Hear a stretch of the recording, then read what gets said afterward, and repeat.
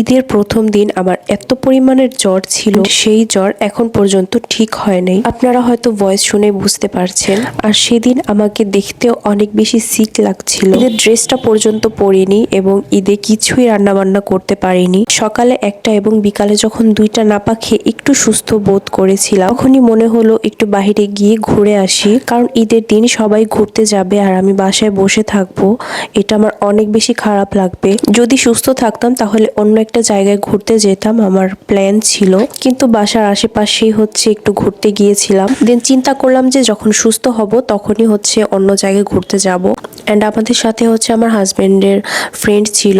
আর এখানে কিছু ভিডিও করছিলাম আমি, যেহেতু ঈদের দিন। ঈদের ড্রেসটাও পরিনি। ঈদের ড্রেসটা পরে তারপর ঘুরতে যাব। ঈদে অনেক ইচ্ছা ছিল যে রান্না বান্না করব হাজবেন্ডের জন্য, কিন্তু এই অসুস্থতায় মেরে ফেললো আমাকে। ঈদের জন্য কিছুই করতে পারিনি এবং ঈদের দিন জামাইকে না খাইয়ে রেখেছিলাম।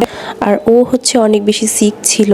আমাদের দুইজনকে দেখতে বোঝা যাচ্ছিল যে আমরা অনেক বেশি সিক। ইভেন এখনো আমাদের এই রিয়াকশনটা কাটেনি। ভাইরাস জ্বরে এখনকার সবাই আক্রান্ত।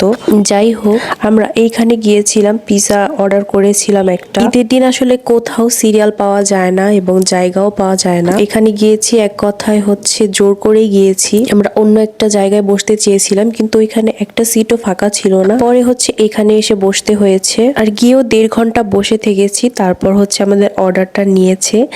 দেন অর্ডার নেওয়ার 1-1.5 ঘন্টা পরে আমাদের পিৎজাটা দিয়ে গিয়েছে। এত পরিমাণে রাশ ছিল, সব জায়গায় রাশ। আপনার খাবার কোয়ালিটি ভালো থাকুক বা না থাকুক, সব জায়গায় রাশ থাকবে ঈদের। তারপর খাবার দাবার শেষ করে বাসায় চলে এসেছি, কারণ সিকনেস নিয়ে বাহিরে থাকা যায় না বেশি একটা।